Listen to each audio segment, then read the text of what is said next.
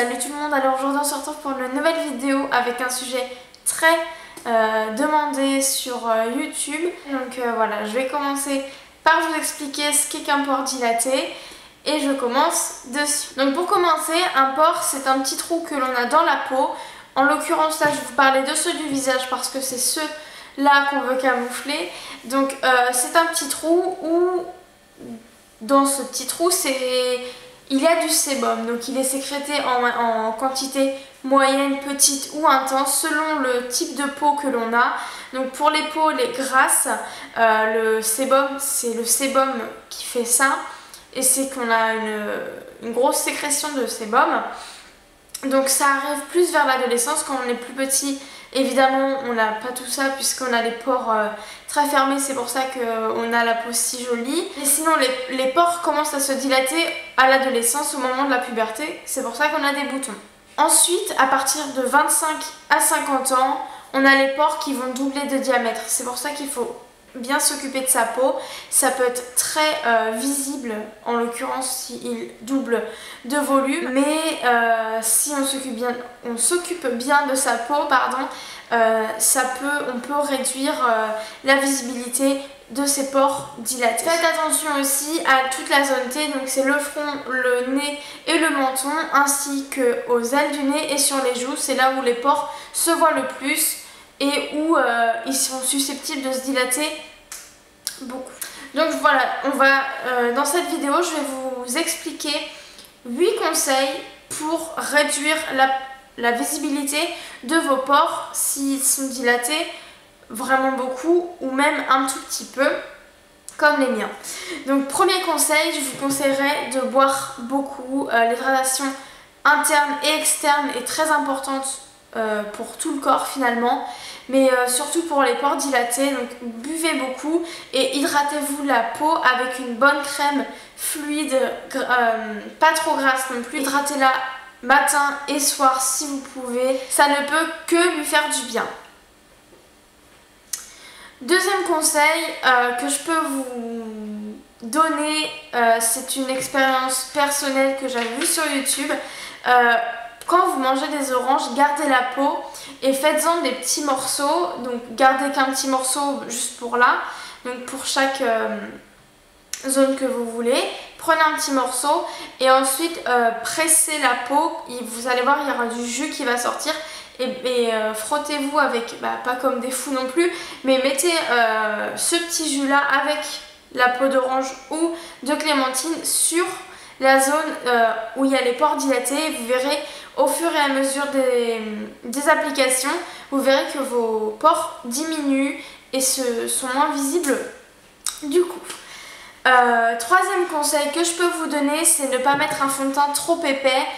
Privilégiez plus les fonds de teint fluides et légers, mais gardez une bonne poudre matifiante, c'est celle qui va venir flouter vos pores et celle qui va vous aider à ne pas vous faire voir vos pores visibles tout simplement. Donc voilà, mettez une bonne poudre mais un fond de teint fluide et léger. Conseil numéro 4, vous pouvez appliquer des bases glissantes avant votre fond de teint, donc comme la Porefessional, mais je ne l'ai pas avec moi, ou la BB Skin que j'ai sur moi. Donc c'est des bases à base de silicone. Là ça marque que non, mais voilà. En fait ça vient flouter vos pores sans normalement les boucher, mais donc c'est à appliquer que sur la zone T et sur les ailes du nez et les joues. Si vous avez vos pores apparents, et je vous préviens que vous n'allez plus rien avoir et c'est magique, mais ça ne bouge pas vos pores normalement, mais ça permet vraiment qu'on ne voit plus rien et d'avoir une peau de pêche ou de bébé comme on dit. Un dernier conseil, j'ai deux derniers conseils qui je regroupe en un. Nettoyez votre peau. Donc la base du maquillage, c'est le démaquillage, c'est la phrase assez culte. Donc ce qui est le plus important, c'est de se démaquiller à fond. Vous pouvez utiliser des eaux micellaires pour un maquillage en douceur mais bien profond.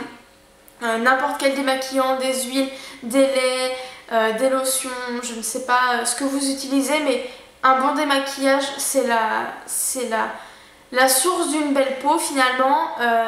Il faut que vous vous démaquillez donc jusqu'à temps que votre coton, il n'y ait plus aucune saleté sur votre coton. On peut en utiliser 15, tant pis. Il faut vraiment que le coton soit blanc au final, sinon ça veut dire que votre peau est toujours avec du maquillage.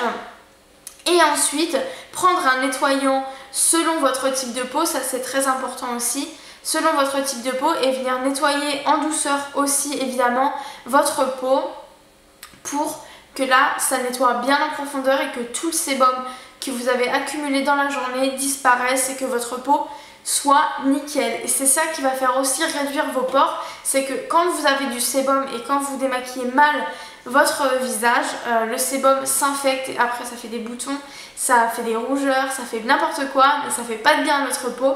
Donc voilà.